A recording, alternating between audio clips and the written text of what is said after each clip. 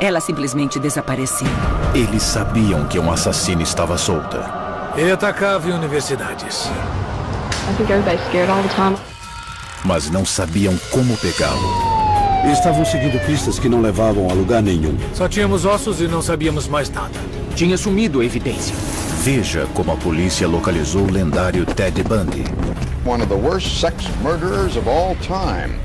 E revelou seus crimes perturbadores ao mundo. It was extremely wicked, shockingly evil. Ele é um modelo charmoso, perfeito do serial killer.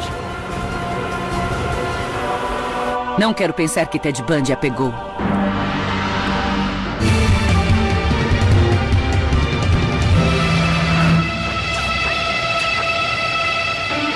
Serial Killers. Ted Bundy. A tarde de 14 de julho de 1974 estava linda, ensolarada. Estava fazendo 30 graus em Seattle e temos poucos dias quentes assim. Todos estavam no Parque Estadual do Lago Sammamish. Todos, incluindo um homem de cabelos negros com um braço enfaixado. Fingindo precisar de assistência, ele pediu que uma garota o ajudasse a engatar seu veleiro no carro. A primeira jovem que ele abordou chegou a ir até o carro. E foi a única pessoa a ver o veículo. Ela notou que não havia veleiro nenhum e perguntou onde ele estava. Ele disse, está na casa dos meus pais, em Issaquah. Ela não quis ir com ele. O homem continuou tentando. Janice Ott morava em Issaquah, uma cidade pequena, não muito longe. Ela foi de bicicleta até o parque. E ela era exatamente o tipo dele. Quando decidiu acompanhá-lo, ela estendeu a mão e disse, oi, sou a Jen, e ele respondeu, oi, sou o Ted. Depois disso, Janice Ott nunca mais foi vista. Cerca de 3 horas depois, Denise Neslund desapareceu. Ela estava lá com o namorado, o cachorro e outro casal. Ela se afastou com o cachorro para ir ao banheiro. O cachorro voltou, mas ela não. Havia milhares e milhares de meninas no Lago Sammamish. Por que escolher minha filha? No intervalo de poucas horas, 2 garotas haviam desaparecido. Os detetives investigaram todas as pessoas que tinham ido ao parque. Sabe, foi surpreendente ele ter escolhido uma área tão movimentada. Havia muita gente lá que poderia tê-lo visto. E acabamos encontrando várias pessoas que tinham sido abordadas por aquele homem. Havia várias testemunhas, jovens que ele tinha abordado com a mesma história do barco, do carro e do braço quebrado. As entrevistas renderam uma pista importante. Uma das testemunhas ouviu um homem se apresentar como Ted. Os investigadores também conseguiram montar um retrato falado do suspeito. Quando a busca por Ted começou, mais garotas também em idade universitária haviam desaparecido na área.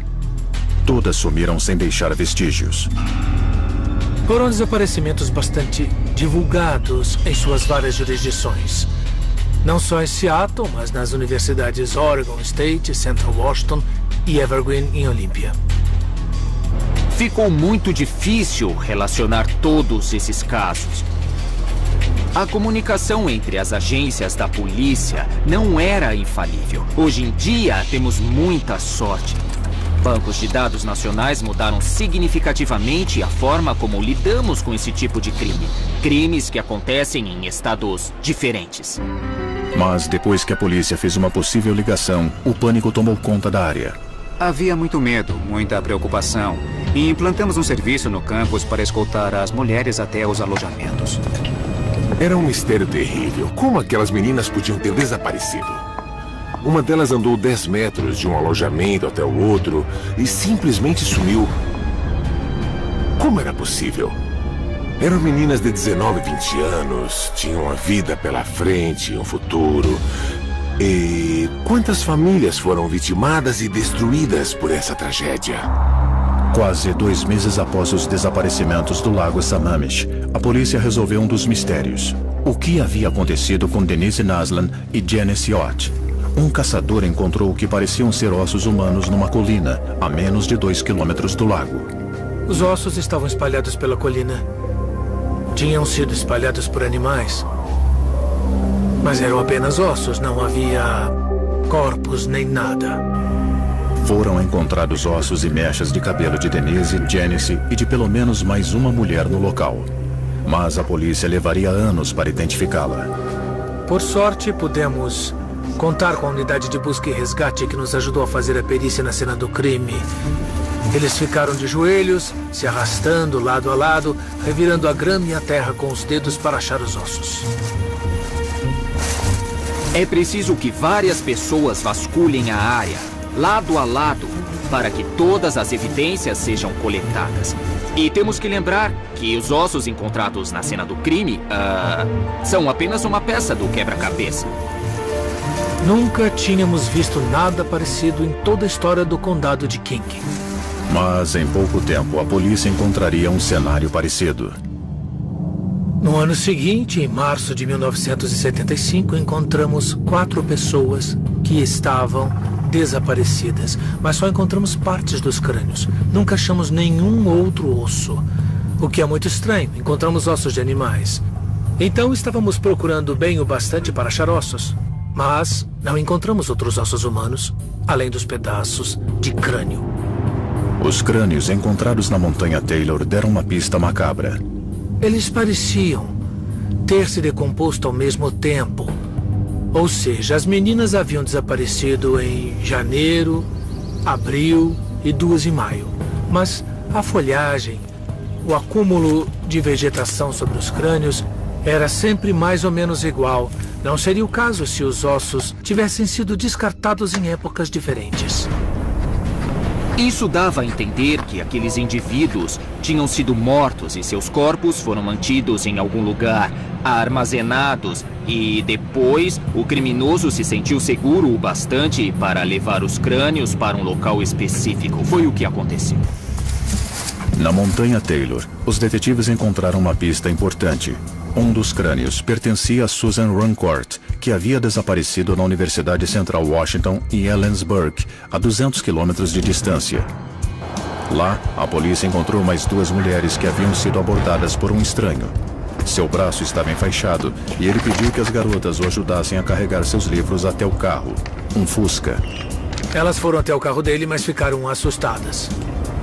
Uma delas me disse: quando cheguei lá, vi que o Fusca não tinha o assento do passageiro e fiquei com medo.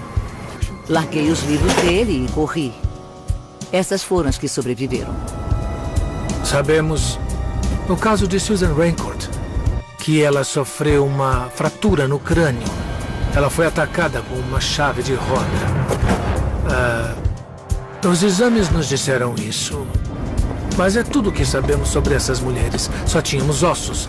Não sabíamos nada além disso. Sem nenhuma outra evidência, a polícia priorizou as centenas de ligações que recebia através de uma linha exclusiva. Eles interrogaram donos de Fuscas, pessoas que conheciam as vítimas e outros. Eram tantas listas que eles tiveram a ideia revolucionária para a época de colocá-las num computador e ver quantas informações se cruzavam. Os computadores, em geral, promoveram grandes avanços na área da justiça criminal e em vários outros campos. Os computadores podiam analisar vários bancos de dados e determinar quantas pessoas, chamadas TED, eram donas de Fuscas. Mas quando as investigações da polícia atingiram seu auge, os sequestros pararam. Basicamente, tudo parou em julho de 74. Não encontramos mais nada e não havia mais ninguém desaparecido. Na verdade, os homicídios do Lago Sammamish, os primeiros ligados a um suspeito chamado Ted, seriam os últimos na área de Seattle. Os detetives temiam que o assassino tivesse mudado sua área de caça. Em 1974, um homem desconhecido dirigindo um Fusca aterrorizou a área de Seattle, sequestrando e matando pelo menos 8 jovens mulheres. Até que, em outubro, num subúrbio de Salt Lake City, a centenas de quilômetros de Seattle, Nancy Wilcox, de 16 anos, saiu de casa e nunca mais foi vista. Eu sei que ela não fugiu. Ela tinha um casaco novinho, que não levou apesar do frio. Ela tinha lindas joias em turquesa e não levou nada. Ela não levou dinheiro. Ela simplesmente desapareceu. Como a polícia de Seattle suspeitava, o assassino havia se mudado.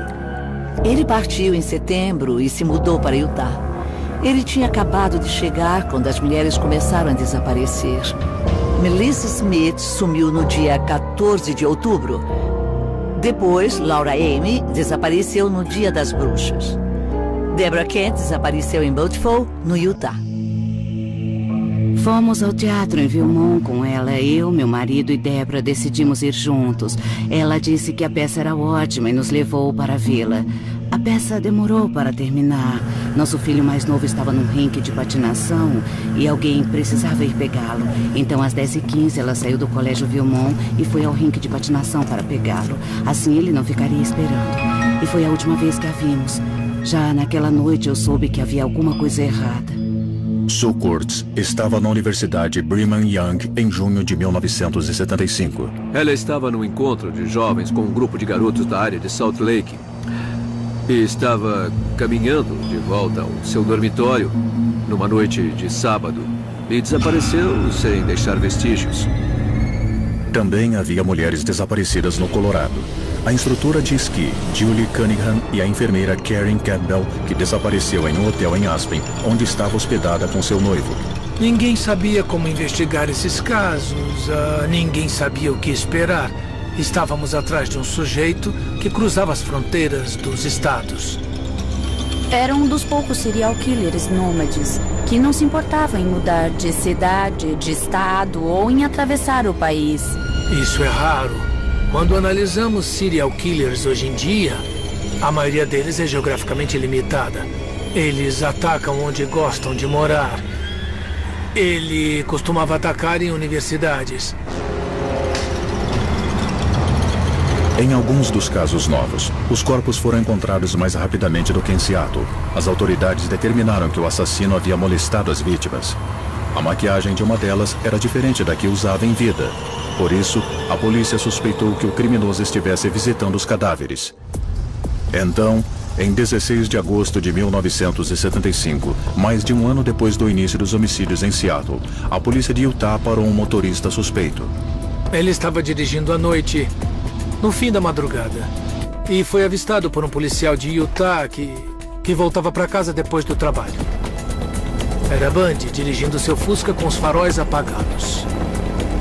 Quando ele estava dirigindo com os faróis apagados, acho que estava procurando vítimas, vendo se conseguia encontrar alguém sem atrair atenção. E foi pego.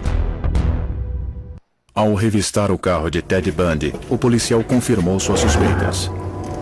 O policial achou uma sacola. Dentro dela, havia um pé de cabra, algemas, uma sovela, um picador de gelo, uma máscara de meia calça, uma máscara de esqui, tiras de couro, uma lanterna, sacos de lixo. E Bundy disse: ora, seu guarda, todo mundo leva isso no carro. Mas, obviamente, era o material de assassinato dele. Ele levava sua própria câmera de horrores no carro. Bem apessoado, Bundy era um estudante de direito na Universidade de Utah. Ele também havia frequentado a faculdade em Seattle. Depois que ele foi preso, ficamos chocados. Não podíamos acreditar. Tentamos levantar fundos para pagar sua defesa, tentamos protegê-lo. Não podíamos acreditar, afinal era o cara errado. Bundy havia sido um voluntário político ainda em Seattle. O Ted Bundy que conhecíamos antes das acusações, das queixas, da prisão, de tudo, era um cara simpático. Era alguém com quem falávamos, que conhecíamos um pouco profissionalmente. E eu achava que ele tinha futuro. Era alguém que ia se dar bem na vida. Ele causava uma boa primeira impressão. Era extrovertido, articulado, inteligente. Ele se vestia muito bem. Totalmente ao contrário da média dos estudantes na época. A evidência mais contundente contra Bundy seria as testemunhas. Pela primeira vez, seu rosto foi reconhecido. Ele foi identificado por uma professora do colégio onde Deborah Kent tinha assistido a uma peça. Ele foi identificado por Carol DeRonch, a garota que conseguiu fugir dele. Carol DeHont era a testemunha que a polícia estava esperando. Ela foi abordada por Bundy disfarçado de policial. Ele pediu que ela o acompanhasse para ajudar em um caso. Quando ela entrou em seu Fusca, ele tentou algemá-la. Ela lutou e conseguiu escapar. Pela primeira vez, tínhamos uma vítima viva que era capaz de descrever o sequestrador e descrever o carro, além de fornecer evidências como as algemas que ainda estavam em seu pulso. Ela viu que ele era um sujeito bonito e achou que seria seguro acompanhá-lo. Bundy foi julgado por tentativa de sequestro em fevereiro de 1976. E o testemunho de DeHont foi essencial. Ele foi condenado e extraditado para o Colorado, onde seria julgado pelo assassinato de Karen Campbell. Ele decidiu que dessa vez defenderia a si mesmo. My class is graduating in about a month. I'll bet you I'm going to about law anyway. Bundy deu uma entrevista na cadeia para apresentar sua versão ao público. Why did you decide to defend yourself? I thought it was right. I wanted to get involved. I wanted to become a part of my defense because I am such a part of it. Obviously, I'm going to bear the consequences, so why not bear the responsibility? Do you get fresh air, sun? Do you get out? Well, I get to go to the library. It's a 50-yard walk from here across the parking lot to the library, and that's my fresh air. Estas visitas à biblioteca deram a Bundy a chance de realizar uma ousada fuga. Em julho de 1977, ele saltou de uma janela do segundo andar e fugiu. Como ele ia ajudar na defesa, o acesso à biblioteca era justificado. Ele era um estudante de direito e, além disso, ia representar a si mesmo. Então, não havia nada de errado. Mas por que alguém deixaria uma janela aberta? Ninguém estava pensando como um predador. Ele pensava como um predador e estava procurando todas as maneiras possíveis de passar a polícia para trás. As autoridades o capturaram uma semana depois. Mas, em dezembro, pouco antes do ano novo, Bundy tentou novamente. Ele saiu pelo teto da cela, foi parar no alojamento do carcereiro e fugiu em meio a uma nevasca no Colorado. Roubou um carro velho que quebrou na estrada para Denver. Conseguiu uma carona. Ele tinha dinheiro. Quando ele escreveu para nós de uma cela no Colorado, dizendo não temer um julgamento justo, fizemos um rateio para pagar uma auditoria, e a grande questão que não sai da minha cabeça é: será que ele usou nosso dinheiro para chegar até a Flórida? Se usou, também temos sangue nas mãos, porque houve mais assassinatos logo depois disso. Em dezembro de 1977, Ted Bundy, acusado de assassinato, fugiu de uma pequena prisão em Aspen, no Colorado, e conseguiu chegar a Tallahassee, na Flórida. Ele alugou um quarto numa pensão próxima ao campus da Universidade Florida State. Enquanto ele esteve aqui, ele vivia de roubos. Usou cartões de crédito alheios, também usou dinheiro roubado. Ele roubou bicicletas, carros. Cerca de uma semana após chegar na Flórida, Bundy retomou seus antigos hábitos. Os investigadores acreditam que seu alvo seguinte seria Cheryl Thomas, que morava perto do campus. Sem dúvida, ela se encaixava no perfil das outras garotas que ele foi acusado de matar. Ela tinha saído. Ele esperou, mas ela não voltou para casa. Ele ficou frustrado. E até onde sabemos, ele saiu de lá e viu uma mulher entrando na Irmandade Psi Omega. No andar de baixo, a fechadura não funcionava. Então, ele só precisou abrir a porta. Ele estava de gorro e blusa de gola alta, como um ladrão. E tinha uma clava. Ele subiu as escadas do fundo e atacou 4 das meninas que dormiam. Acho que ele entrou na casa para matar todas as mulheres lá dentro. Primeiro, ele entrou no quarto de Margaret Bowman. Her major was art history, so she wanted to be the curator at a museum. And that would have fit Margaret to a T. I mean, I really could have seen her in that role. Lisa was a very vivacious, bubbly kind of person. O quarto vizinho ao de Lisa Levy era dividido por Karen Chandler e Kate Kleiner. I quit what I was doing and just sat in bed and watched TV for probably half an hour and then turned off the lights and went to bed. Karen e Cat foram brutalmente espancadas, mas sobreviveram. Margaret Bowman e Lisa Levy foram estupradas e mortas. Outra integrante da Irmandade, Nita Neri, chegou de um encontro por volta das 3 da manhã. Assim que chegou ao hall de entrada da casa da Irmandade, ela notou um homem descendo a escadaria carregando uma clava. E ela conseguiu ver o perfil daquele indivíduo.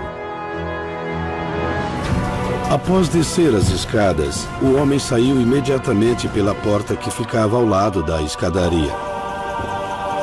Neri ligou para a polícia. Nós recebemos a chamada por volta das 3h23 daquela noite. As viaturas chegaram ao local às 13h26. Para descrever as cenas dos homicídios, eu diria que parecia um ataque de tubarão. Enquanto a polícia investigava a assustadora cena do crime, Bundy voltava para a casa de Cheryl Thomas. Ele entrou naquela casa e fez a mesma coisa, ele a espancou. Enquanto fazia isso, os vizinhos ouviram o barulho. Serviço de emergência.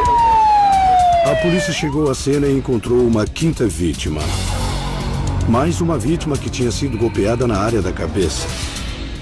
Em uma noite, Ted Bundy havia matado 2 jovens e outras 3 dadas como mortas. A explosão de violência parecia diferente de seu padrão mais controlado no Oeste. Sem dúvida foi um rompante de raiva e não uma coisa calculada, planejada. Foi um massacre, o que não era uma coisa típica de Bundy. E sugeria que Bundy podia estar perdendo o controle. Ao contrário dos crimes anteriores, esses ataques foram realizados a portas fechadas, o que facilitava a coleta de evidências. Ele atacou 5 mulheres em uma noite e deixou 2 corpos numa casa junto com outras jovens que estavam vivas e conscientes. Com a polícia se aproximando, ele foi descuidado. Os crimes brutais chegaram ao noticiário nacional e chamaram a atenção daqueles que perseguiam Bundy desde o início. Nós recebemos 2 ligações na manhã dos assassinatos. Uma de Bob Capel.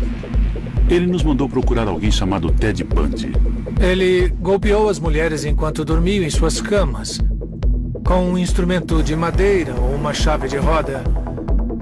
Foi a mesma coisa que ele fez em Washington State. Mas Bundy era apenas um suspeito num caso que deixou as autoridades locais perplexas. We've got a very disturbed, sick individual. Estavam seguindo pistas que não levavam a lugar nenhum. De repente, nós tínhamos 2 mulheres mortas e 3 dadas como mortas, num campus em pânico. Foi quando essa comunidade perdeu a inocência. I think everybody's scared all the time, even just walking to classes. Enquanto a comunidade e a polícia tentavam entender o que havia acontecido, Bundy fugiu. Ele deixou Tallahassee, o cerco estava muito fechado. Ted Bundy roubou um furgão da universidade e partiu para o norte. Sabemos que ele esteve em Jacksonville na tarde de 8 de fevereiro. Ele passou aquela noite em Lake City e sequestrou Kimberly no dia seguinte. Kimberly Leach era uma estudante ginasial de 12 anos. Ela tinha ficado em segundo lugar na eleição da rainha do baile do Dia dos Namorados. Parecia popular entre os colegas. Ela era uma estudante comum de 12 anos. Isso a tornava bem mais jovem do que as outras vítimas de Ted Bundy. Ele a viu simplesmente como uma vítima de oportunidade. Ele precisava de alguma coisa, de uma dose, tinha se tornado um vício. Ele não estava mais pensando com tanta clareza quanto no início de sua carreira criminosa. Ele pode ter usado uma abordagem similar à que usou com Carol DeRonte, que escapou de suas garras em Utah. Tínhamos uma testemunha que viu Bundy deixando a escola de Lake City junto com Kimberly Leach. Ela parecia estar nervosa. Ele a levou até o furgão. Acreditamos que Bundy disse que precisava que ela o acompanhasse porque havia algum tipo de emergência familiar. Bundy se afastou cerca de 65 quilômetros da escola de Lake City e chegou a uma área próxima ao Parque Estadual do Rio Suwannee. A polícia levaria semanas para achar o corpo de Kim Leach. Mas, na verdade, Ted Bundy levou a cena do crime até as autoridades. Depois de matá-la, ele voltou e largou o furgão perto do campus da universidade. Alguns seguranças do campus que estavam em patrulha notaram que era um furgão roubado. Nosso investigador-chefe, Steve Hooker, examinou o interior e disse: algo aconteceu aqui. Nós temos que preservar essa cena de crime, e preservamos. Nós levamos o furgão no dia seguinte até o laboratório da polícia de Tallahassee. Ele foi periciado e nós coletamos boa parte das evidências que usaríamos. Depois de abandonar o furgão, Bundy roubou um carro que conhecia bem. Um Fusca. Na verdade, ele foi preso dirigindo um Fusca em Pensacola vários dias após o sequestro e assassinato de Kimberly Leach. Ele tinha parado num beco. Um policial o viu inclinado sobre o carro, acho que checou a placa e descobriu que era roubado. Ted tentou fugir a pé. Initially, when I was placing the handcuffs on him, he kicked my feet out from under me and struck me with a handcuff that had been placed on one wrist. And of course knocked me off my feet, and that's when it started. Houve uma luta e até um tiro disparado. Mas o policial conseguiu efetuar a prisão de Ted. A princípio, Bundy usou um nome falso de uma carteira de estudante que havia roubado. Mas a polícia logo descobriu quem eles tinham sob custódia. 2 investigadores, um do gabinete do xerife e um da polícia de Tallahassee, foram até lá. Depois de algum tempo, ele admitiu que seu nome era Theodore Robert Bundy, e naquela época ele já estava na lista dos mais procurados do FBI. I understand that possibly 25 different law enforcement agencies throughout the United States who are interested in questioning him about various offenses. O famoso Ted Bundy foi pego novamente, mas não antes de matar mais 3 pessoas e ferir gravemente outras 3. Na tentativa de vencer as acusações contra ele, Bundy usaria as câmeras. Em 15 de fevereiro de 1978, Ted Bundy foi preso em Pensacola, na Flórida. Ele foi rapidamente transferido para Tallahassee, onde 2 jovens haviam sido assassinadas na Irmandade Psi Omega. Sabe, foi um grande alívio ver alguém preso por aqueles crimes. E a mídia fez uma grande divulgação das evidências encontradas e da história do Sr. Bundy. Isso solidificou a opinião pública contra ele.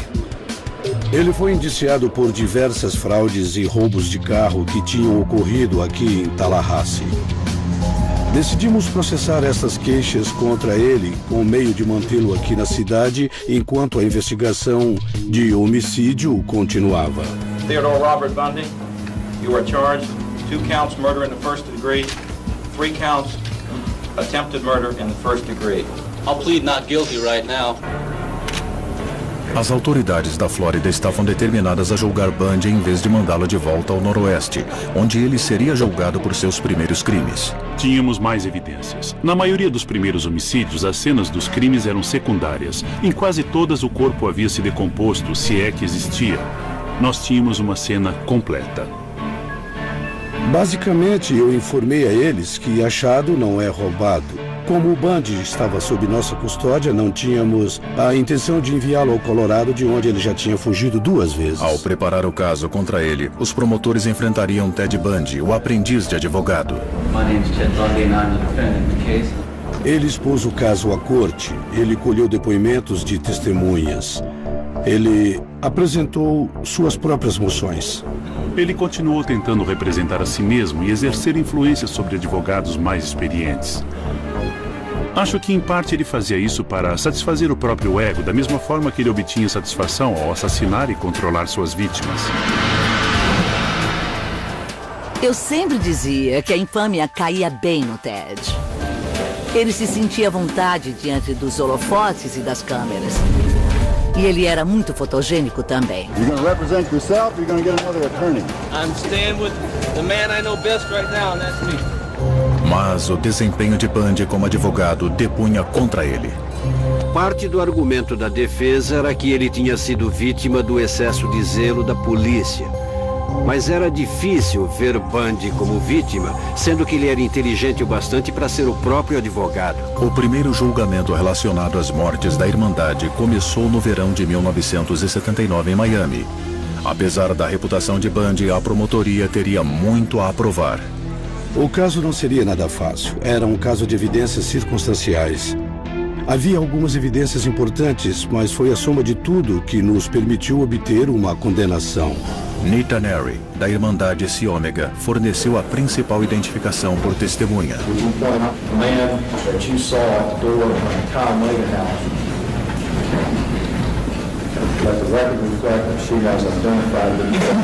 Na casa de Cherry Thomas, o agressor havia deixado uma máscara. Dentro da máscara de meia calça havia 2 fios de cabelo caucasoides. O laboratório determinou que eles eram consistentes com o cabelo de Theodore Robert Bundy. Veja bem, no início da ciência forense, nos anos 70, o cabelo não era uma evidência tão conclusiva quanto é hoje. Era impossível dizer com certeza absoluta que um certo indivíduo era fonte de um fio de cabelo em particular. Podíamos dizer que era possível que tivessem uma origem comum. Hoje em dia, podemos analisar o DNA mitocondrial de um único fio. Outra evidência eram as marcas de mordida no corpo de uma das vítimas. Havia uma mordida nas nádegas de uma das vítimas do crime da Irmandade. Nós pedimos um mandado de busca junto ao juiz da Corte Estadual para examinar a boca do Sr. Bundy e obter impressões de sua arcada dentária que depois seriam comparadas com a marca de mordida. A evidência foi controversa. Eu não achei convincente. Quando alguém morde um pedaço de queijo, é possível medir as distâncias e ver anomalias na arcada. Quando alguém morde a pele humana, ela se mexe, desliza, ela incha. E é impossível medir com precisão. No caso Bundy, as marcas eram muito claras e ele deixou 2 delas. Ele deu 2 mordidas bem claras no mesmo lugar, numa parte bem sensível do corpo. E elas eram muito nítidas. Eles pegaram o molde dos dentes e demonstraram, sobrepondo a transparência que fizeram a partir da boca dele e as marcas de mordida, que não havia dúvidas. Mas talvez o momento mais importante do processo tenha sido protagonizado pelo próprio Bundy, quando ele decidiu entrevistar o policial, que foi um dos primeiros a chegar à cena do crime. Eu ia entrevistar aquele policial. Ted se levantou e tirou a ficha das minhas mãos. Ele fez algumas perguntas irrelevantes. The first victim you saw was Kathy Kleiner? Yes, sir. Depois pediu que ele contasse nos mínimos detalhes o que tinha visto quando levantou o lençol. E qualquer ser humano presente, ou que estivesse assistindo pela TV, chegaria à conclusão de que aquele homem queria reviver o evento. Era apenas o 2º dia, e o julgamento em termos práticos tinha acabado. Não tinha nada a ver com as mordidas, não tinha nada a ver com o cabelo, não tinha nada a ver com nada. Foi aquela pergunta que selou o destino dele. We the jury at Miami-Dade County, Florida, find the defendant, Theodore Robert Bundy, guilty as charged. Em 31 de julho de 1979, o juiz Edward Cowart anunciou sua sentença. It is this court's reasoned judgment. You, Theodore Robert Bundy, be adjudicated guilty of murder in the first degree, and that you be put to death by a current of electricity, and such current of electricity shall continue to pass through your body until you are dead. Depois de ser condenado à morte por 2 homicídios, Ted Bundy foi julgado novamente pelo sequestro e assassinato de Kimberly Leach, de 12 anos.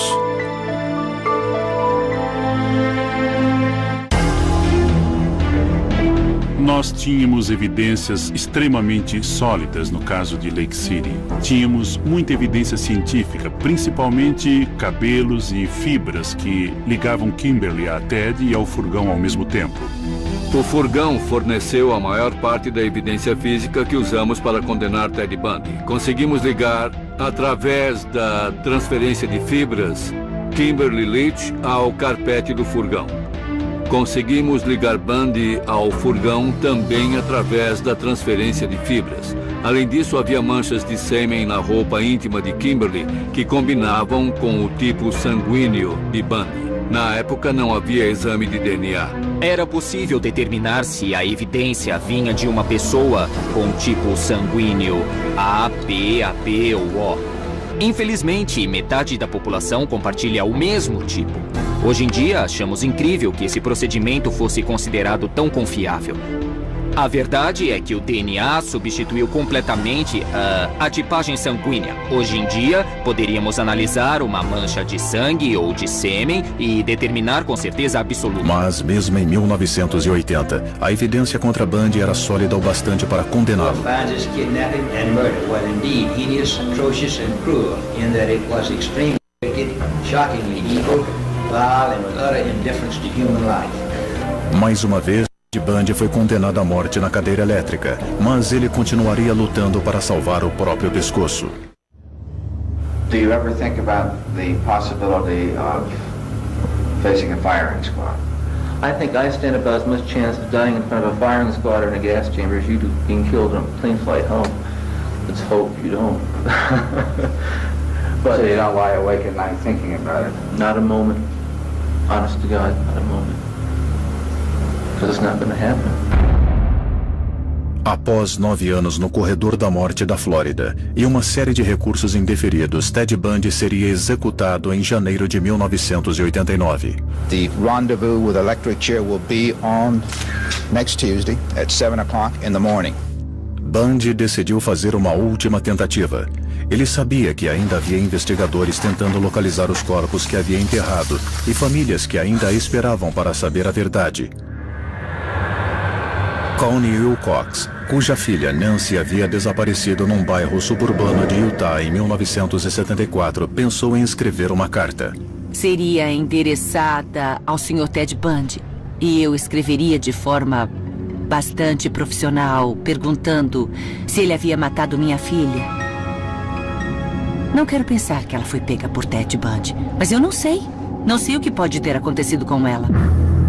The parents of these girls, I really feel for them because apparently they've suffered an incredible tragedy in their lives. The loss of a loved one is probably the most extreme kind of loss you can suffer in this life. And I feel as much for them as anybody can. Bundy tentou negociar. Ele daria informações, mas queria que um promotor estadual pedisse o adiamento da execução, dando-lhe tempo para contar suas histórias. A proposta foi polêmica. Um casal de pais me ligou pedindo que eu sugerisse ao governador da Flórida que ele fosse executado imediatamente. Outro casal de pais ligou dizendo, por favor, temos que saber o que houve com a nossa filha. Now all of a sudden he wants to tell the truth. We are not considering that request. For him to be negotiating for his life over the bodies of victims is despicable. Ainda assim, policiais de diversos estados foram à Flórida para se encontrar com Ted Bundy, incluindo Bob Keppel, o primeiro detetive a investigar o caso. He had never admitted in the first person that he'd ever murdered anybody to anyone. He did it with Georgianne Hawkins. He chose that one because it was a chance, he thought, for us to be able to find some bones and confirm that she was a possible victim. Bundy disse que havia matado Hawkins em Issaquah, no estado de Washington. Ela foi uma das primeiras vítimas encontradas em 1974, mas seus ossos nunca tinham sido identificados. He described the Issaquah crime scene to me, and it was almost like he was just there. I mean, he didn't miss a bend in the road. Right then, the minute he described that site, I knew that was it. He was the one. Bundy contou muitas de suas histórias na terceira pessoa. Not thinking clearly, but still intending not to harm her. He placed his hands around her throat, just to throttle her into unconsciousness so that she wouldn't scream at him. She stopped struggling and stopped screaming.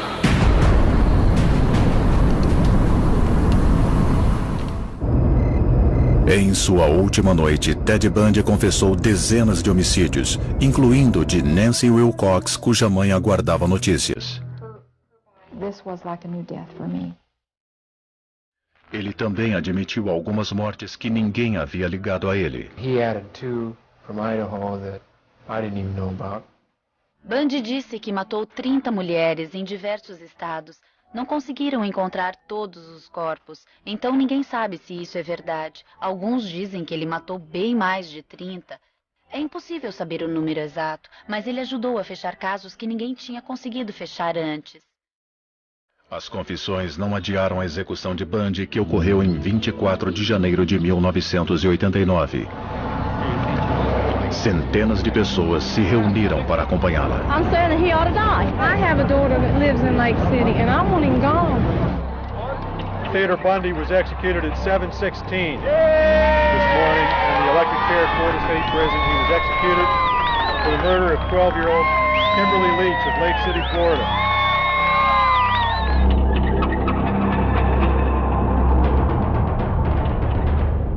Quase 20 anos depois de sua execução, e mais de 30 após o início de sua onda de crimes, Ted Bundy continua fascinando. Ele deve ser o serial killer mais conhecido do mundo, com exceção de Jack o Estripador, porque era muito fotogênico, bonito, inteligente, disposto a falar, articulado e defendeu a si mesmo. Ele é o modelo perfeito do serial killer charmoso que enganou muita gente. Seus crimes são estudados por investigadores e possíveis discípulos. Por causa de toda a cobertura da mídia, muitas pessoas que desejam se tornar serial killers tendem a desejar esse tipo de atenção. He's definitely a premier serial killer. He is probably the model, but I don't think there's very many of them like it, fortunately. Os crimes de Ted Bundy continuarão assombrando aqueles que o caçaram e aqueles cujos entes queridos ele caçou. Versão brasileira Vox Mundi.